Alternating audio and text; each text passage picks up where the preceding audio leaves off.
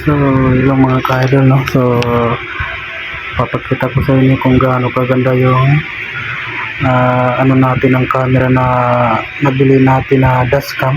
So, matagal ko na to ginagamit yung dashcam ko na to kasi nung umuwi pa ako ng probinsya na binay lang ko yung motor ko. So, ito yung ginagamit ko na pang vlog na camera kasi sobrang lino po talaga na ma-recommend ko po sa inyo itong dashcam ko na camera.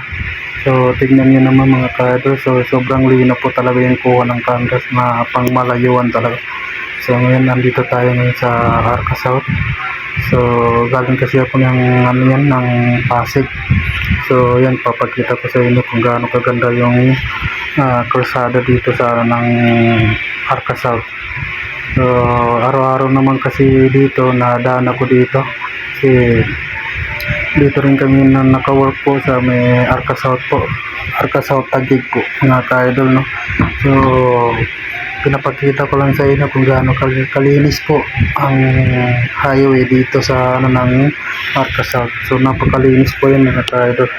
So tignan nyo naman kasi naka-expired po yan at saka sinubukan ko ulit yung dashcam ko na camera kung gaano talaga kalinaw. So hindi gaya ng ginagamit natin na motowall na nilalagay natin sa mga motor natin. So pangit po kasi pag nakadaan po tayo ng mga lubak-lubak, so parang nagbo-bludge po yung kuha ng camera natin pag mismong cellphone yung gagamitin natin dyan mga ka-idol. So ito hindi niyo talaga makikita na naalog yung ng camera niyan mga ka-idol kasi nakasetup po yan sa front ng aking motor po.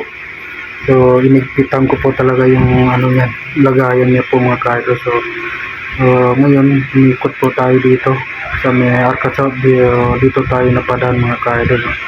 So para po makita niyo kung gaano kaganda yung ng Arca South Taguig po dito mga ka-idol. So malapit lang po yan dito. Search lang po yung Arca South Taguig. So pwede kayo dito mamasyal ng umaga to hapon. Maganda po dito mag-exercise po tuwing umaga at saka hapon, lalo na pag linggo, araw ng linggo, pag day po natin mga ka-idol, pwede kayo umikot dito. So pwede po dito umikot sa kabilang side po ng mga ng building na yun. Napakalinis po ng Arca South mga ka-idol. So sinubukan ko lang talaga yung ng kuha ng aking dashcam na napakalino po talaga mga ka-idol. Ma-recommend ko talaga sa inyo. So hanggang dito na lang po mga ka-idol. So ingat po tayo lagi sa pagdadrive natin. So keep safe po mga ka-idol. Hanggang sa muli mga ka-idol.